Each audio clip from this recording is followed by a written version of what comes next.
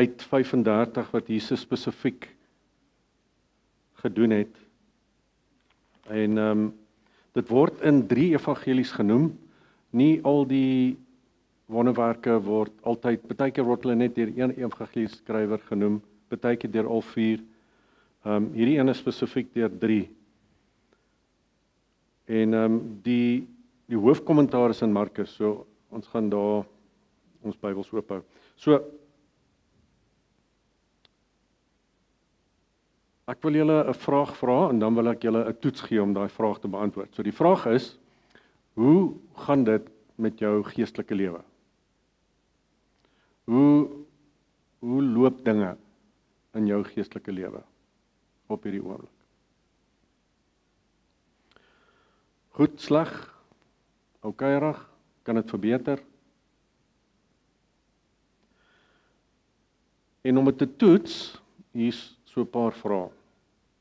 Wat doen jy as jy alleen is? Of 'n ander toets is, watse gedagtes gaan deur jou kop?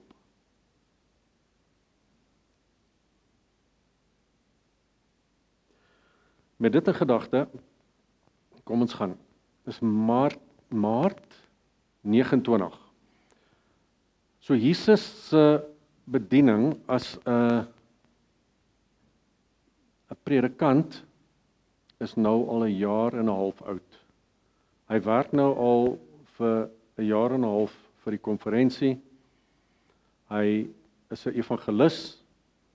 Hy reis oor die hele Palestina en hy verkondig die evangelie. Daai bediening het natuurlik 3 en 'n half jaar gehou. Hy het nog 2 jaar oor. Op hierdie stadium van die wedstryd is Jesus ongelooflik bekend. Hy veroorsaak opskudding waar ook al hy homself vind. Jy kan nie in daai deel van die wêreld geleef het 29 na Christus Maart en nie geweet het wie Jesus nie. Hy het verskriklik hy was verskriklik geweld en bekend. En julle ken natuurlik die bergpredikasie, kan nou nie onthou wat dit in Engels nie.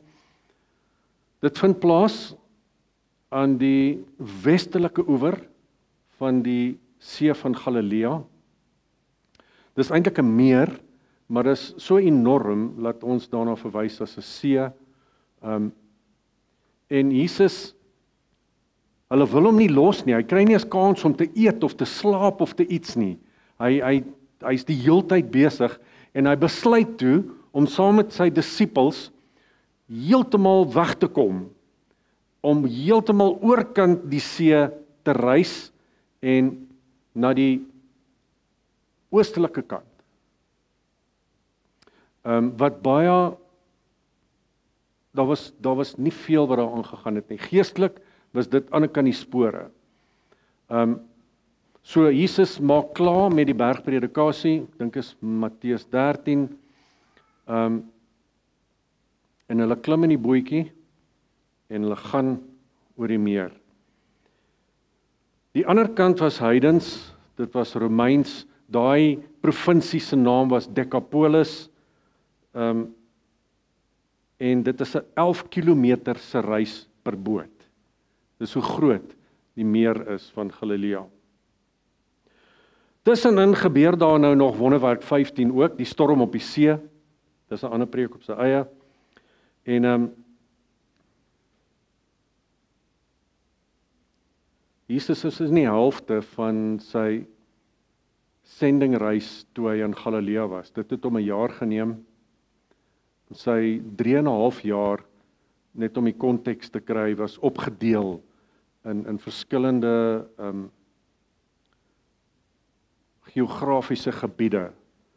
Die eerste 6 maande word verwys na as Jesus se vroeë bediening en daar's net 6 gebeurtenisse wat opgeteken is in die Bybel in daai 6 maande, nogal interessant. Meestal net deur Johannes. Dan bedien Jesus vir die hele jaar in Judea. Judea was die suidelike provinsie van die Palestynse gebied en die hoofstad was Jerusalem. Dis waar Jesus gekonsentreer het die eerste jaar.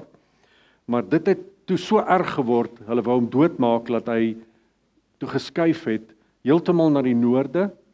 En dis waar hy homself nou bevind in Galilea. En toe hy in Galilea was, het hy sulke sendingreise, sulke mini-sendingreise gedoen. 3 van hulle, hierdie is nou die middelste ene, die begin van die middelste ene. Hierna onttrek hy uit die bediening en hy is vir 6 maande redelik stil. Daar's net 11 gebeurtenisse wat plaasvind. En dan gaan hy oorkant die Jordaan na die Romeinse provinsies van Perea. En hy's ook so bietjie in Samaria. Samaria is tussen die noorde Galilea en die suide Judea, daar was Samaria.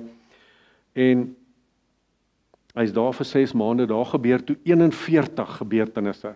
Dinge tel so bietjie momentum op en dan is dit die lydingsweek as Jesus terugkom om vermoor te word. So ons is nou in Galilea en ons is in die middel van daai sending tydperk. Die Bybel sê in vers 1 van Markus 1, daarna het hulle oorkant die see in die land van die Geraseners aangekom. Vers 2 gebeur daar nou ewe skielik, net sulke vinnige goed, so op 'n ry. Net toe Jesus uit die skuit klim, toe kom daar uit die grafte, uit die begrafplaas, kom maar 'n man met 'n onrein gees om tegemoet. Die Nuwe Lewende Vertaling sê hy kom om te hardloop gemoed. En daar is klaar vir ons 'n les. Skaars geland het Jesus, toe gebeur daar iets. En is altyd so met Jesus. Hy kom skaars in die land van die Geraseners aan en daar val 2 mans hom aan. En skaars val hulle hom aan en daar's groot drama en binne 'n paar minute affekteer Jesus daai hele gebied tot met die varke. Ons kan sy teenwoordigheid nie misloop nie. Die 2 stikkende mans wat met duiwels besete is, die varke, die mense wat daar bly. Toe Jesus by Lazarus aangekom het, toe's Lazarus dood. Toe Jesus daar weg is, toe lewe hy. Toe Jesus in die begin, in Genesis 1, toe hy hier aankom, toe is dit donker en woes. Toe hy klaar is, 7 dae later, toe skep hy 'n hele wêreld. Voor Jesus met Jona gewerk het, toe vlug hy na Tarsus. En soos wat Jesus met sy hart gewerk het, maak hy 'n ommekeer.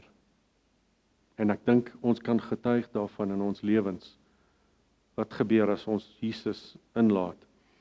As die son opkom, dan vlug die donkerte. Dan vlug die nagdiere, die vleermuise en die jakkalse en die hyenas. So my vraag aan julle vanoggend is, raak Jesus jou lewe so? Gebeur daar iets? Of mis julle dit? Nou, ek moet noem die grafte of die begrafplaas, soos wat dit hier was oorkant die see in Gadara, was nie soos ons begrafplase nie. Hulle het nie gate in die grond gegrou en mense laat afsak in kiste nie. Dit was kalksteen, daai heuwels, en hulle het dit uitgegrou want dis redelik sag en hulle het sulke grotte gehad, kamers, grafkamers, en dis waar hulle die mense begrawe het, en toe het hierdie 2 besetenis besluit om daar vir hulle huis te maak, want hulle was te gevaarlik om in die dorp te bly. Dis interessant vir julle wat bietjie dieper wil gaan krap. Markus sê daar was net ene, Matteus en Lukas sê daar was 2. Dit is ook dieselfde met die 2 blinde mans van Jerigo. Dit wil voorkom asof hierdie een buitengewoon kwaai was en Markus het op hom gekonsentreer. Maar ek dink die feit dat Matteus 'n ooggetuie was en Markus nie, het hy van hoorsê geskryf, maar nietemin, ons is gelukkig met die feit dat daar 2 mans was. Dit lyk asof die een die praatwerk gedoen het en dat hy die ene wat oormatig kranksinnig was.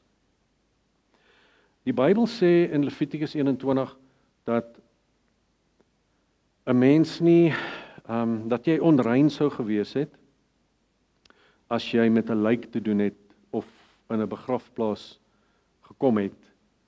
Maar dit lyk my nie dit het hierdie mans gepla nie. Die feit dat hulle nou boonop oop nog onrein was.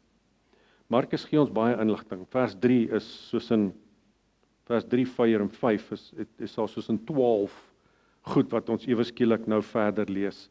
Die man het tussen die grafte gebly, ons het dit klaar verstaan. Niemand kon hom selfs met 'n ketting vasbind nie. Want hulle het hom al dikwels met hand- en voetboeie vasgemaak, maar dat hy dit losgeruk, sê die Bybel, en die handboeie uitmekaar uit, stikkend gemaak. Niemand kon hom baas raak nie. Vers 5, hy was dag en nag aan die skreeu tussen die grafte en die berge. En dan het hy homself nog stikkend gekap met klippe ook. Dis 'n verskriklike prent wat ons hier voor ons lees in die Bybel. Ongelooflik, skrikwekkend. Hierdie 2 mal mans, hartverskeurend eintlik, maar ook angswekkend, want uit hierdie wegkruipplek, want hulle kon duidelik sien, hier kom 'n bootjie aan, bestorm hulle Jesus. Hulle boeie hang hier van hulle gewrigte, en hulle bestorm die boot met bloedrooi oë, met baarde wat vol speeksel is, en met oop wonde wat bloei, en met haat, en met geweld, en met sere en rowe, en snywonde en selfbesering. Die een met verslete klere en die ander een half naak. Die demone het hulle so verander, dat hulle eintlik nie eens meer mense was nie, hulle was diere, wild. Hulle kom op Jesus afgepyl, en op die disippels. Wat maak die disippels?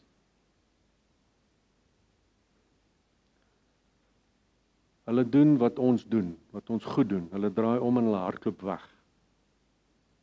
Hulle oefen so lank vir die tuin van Getsemane.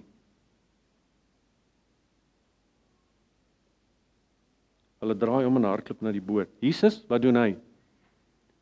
Hy staan presies net waar hy was, doodstil.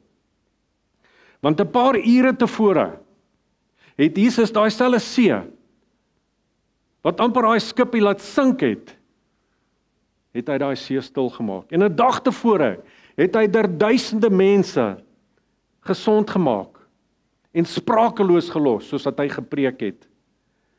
'n paar maande tevore het hy 'n belaatse man gesond gemaak. Wonderwerk 7. Wat 800 jaar tevore laas gebeur het.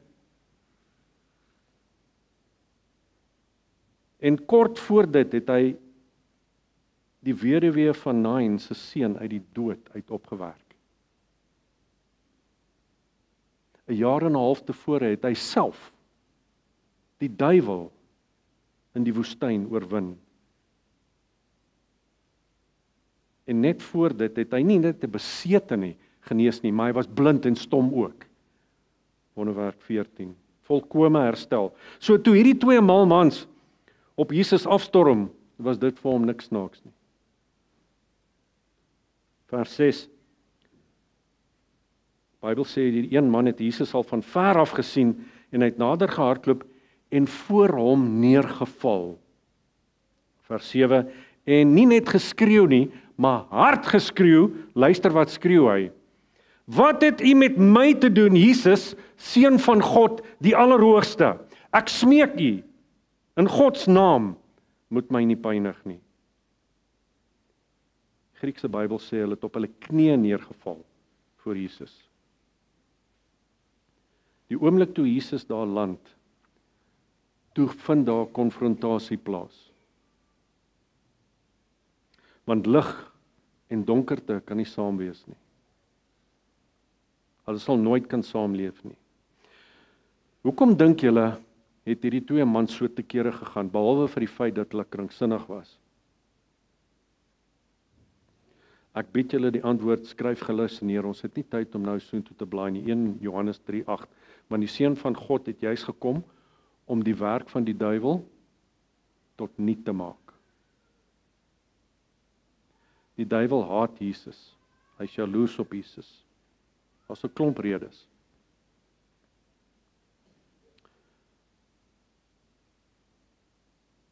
Jesus hou van lig.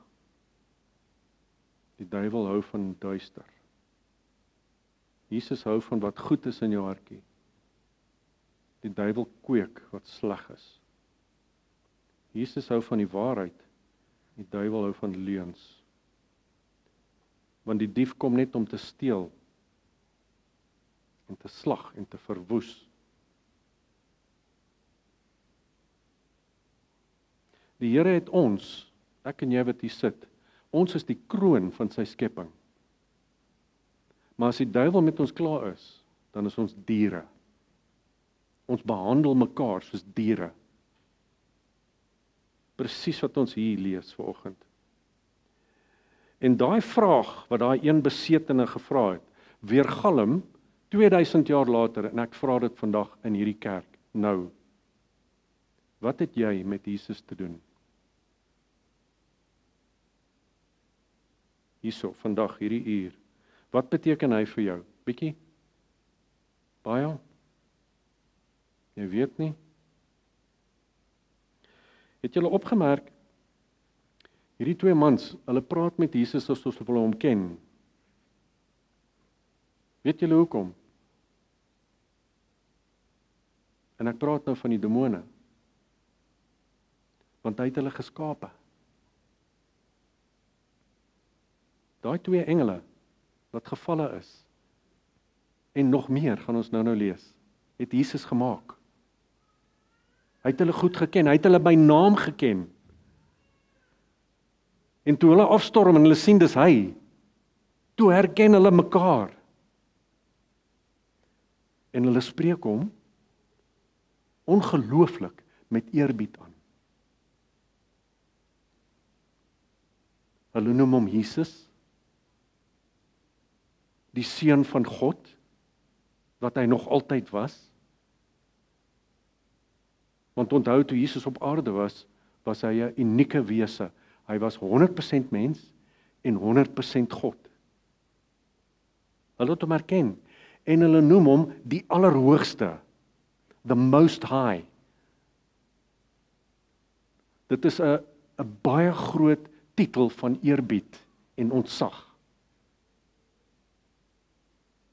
Dit kom 8 keer in die Nuwe Testament voor, maar ons het nie nou tyd daarvoor vanoggend nie. As jy wil, vra net vir my notas. Geliefdes, ek dank God dat hy ons nooit alleen los nie.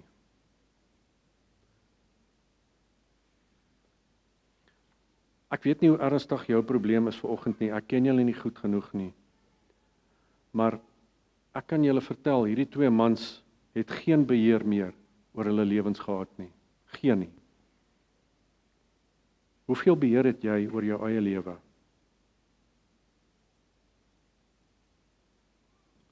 Jesus het direk met een van hierdie mans gesprek gevoer. Hierdie man was so hulpeloos, hy kon nie self praat nie. Die duiwels het deur hom gepraat. Maar toe Jesus daar opdaag, daai dag, daai oomblik, toe verander alles. Amen. Julle sien, in ons oë is die duiwel groot. Ek dink ons gee hom te veel krediet. Maar onthou, in die land van die blindes is die eenoog koning, né? Gaan lees bietjie in Openbaring. Of kom ons gaan kyk gou. Lees gou saam met my, Openbaring 20, blaai gou daar, wil julle gou ietsie leer. Toe het ek 'n engel uit die hemel sien kom met die sleutel van die onderaardse diepte en met 'n groot ketting in sy hand. Hy het die draak, hy word 4 keer hier genoem, laat ons seker is van wie hier gepraat word. Hy het die draak, die slang van ouds, die duiwel, wat Satan is, het hy gegryp en hom vir 1000 jaar vasgebind. Hoeveel engele? 1 engel.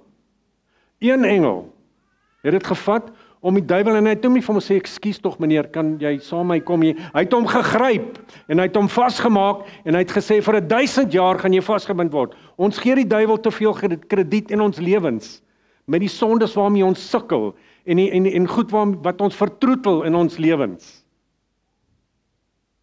As Jesus betrokke is, dan gebeur daar iets. Het julle geweet dat nie alle probleme sleg is nie? Klink vreemd, né? Maar in hierdie geval, hierdie arme mans, hulle was in baie, baie groot moeilikheid. Maar hulle probleem het toe hulle verlossing geword. Dis baie keer hoe dit werk. Ek bejammer die persoon wat nie probleme het nie. As ons genoeg geld het, worry ons nie oor die Here nie. As ons genoeg gesondheid het, dan het ons hom nie nodig nie. As ons genoeg tyd op ons hande het, en ons het genoeg van alles, dan skuif ons die Here in die agtergrond. Maar as dinge eers begin pla, as ons verhoudings uitmekaar uitval, en ons werk, en ons inkomste, en ons gesondheid, dan dryf dit ons baie na die Here. Nie dat hy dit so wil hê nie, maar dat hy kan maak, laat daar goed kom uit 'n slegte situasie. Amen. Dank die Here dat hy langer vertoef, as wat ons gemaklik mee is.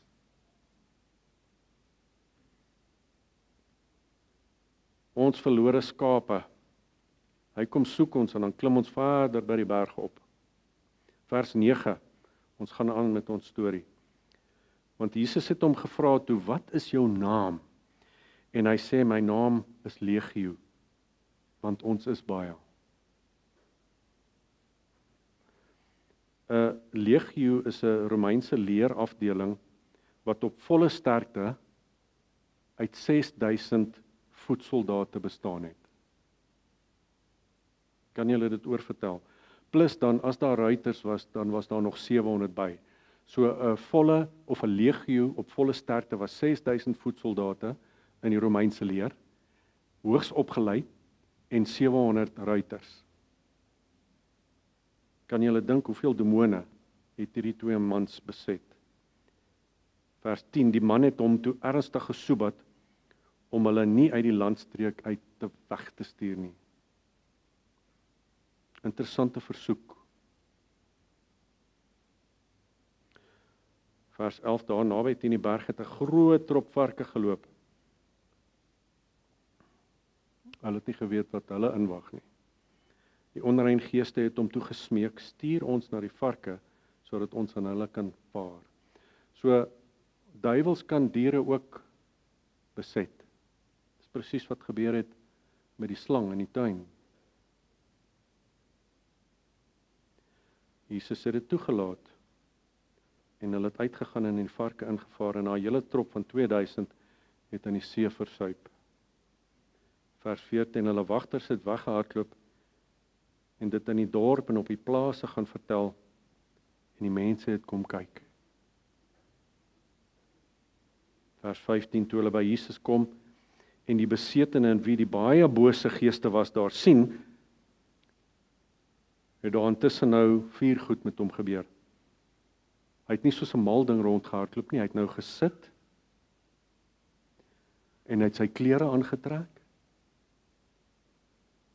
Hy was by sy volle verstand, en toe skrik hulle eers, sê die Bybel.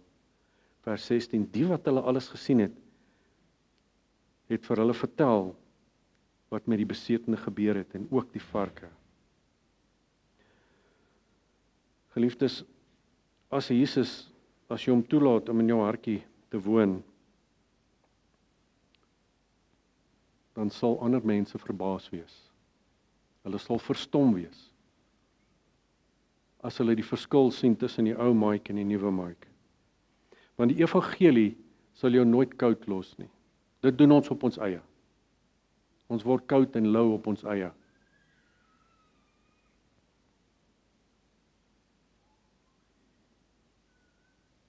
Ek wil saam met jou vandag graag wil kan sê Romeine 1:16, want ek skaam my nie oor die evangelie nie, want dit is die krag van God tot redding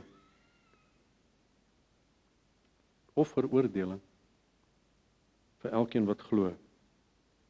Vers 17, hulle toe by Jesus daarop aangedring om hulle uit die gebied uit te verwyder, die mense van daai area. Jesus het toe gegaan, maar 6 maande later toe kom Jesus weer terug.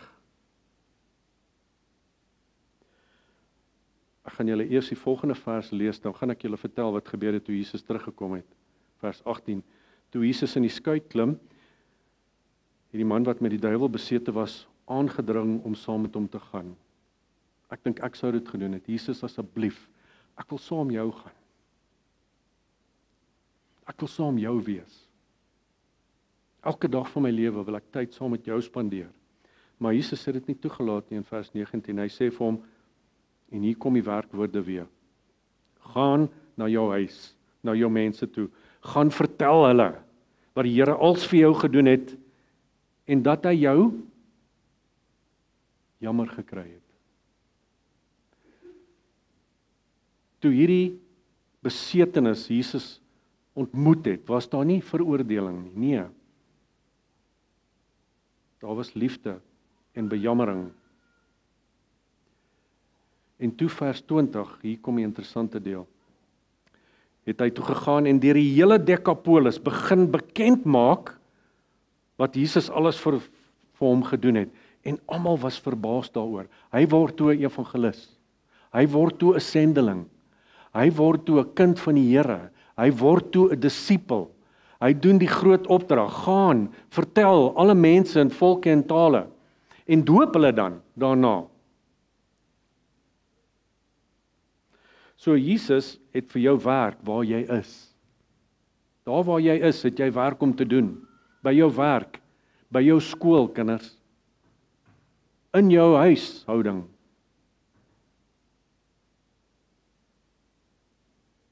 6 maande later, toe Jesus daar aankom, daai selfde plek, Dekapolis, weer. Toe preek hy, en toe staan nie net 2 kranksinnige mans wat hom tegemoet kom nie, toe staan soveel mense, dat toe hulle tel, was daar die mans alleen 4,000. Saam met die vrouens en die kinders, ek weet nie, 15-20,000. Waar het hulle vandaan gekom?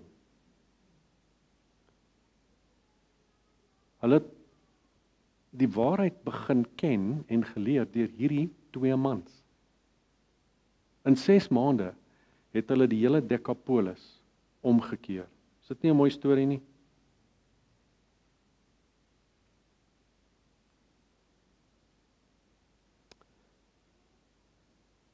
Die vraag van wat ek met Jesus te doen het, of wat Jesus met my en met jou te doen het vandag. Nie net Jesus nie, maar Jesus die Seun van God, die Allerhoogste. Dit raak ons, want ek en jy is sondaars. En dit is van toepassing op ons, want ons is gekoop en met 'n duur prys betaal, 1 Korintiërs 6. Ek sluit af deur te sê, of te vra, het Jesus 'n verskil in hierdie 2 mans se lewens gemaak? Nou ja, 20/10. Nie net uiterlik nie, maar in hulle diepste binneste ook. Hulle gedrag was mooi. Is joune mooi? As mense jou nie sien nie? Is jou woorde mooi? Is jou gedagtes mooi?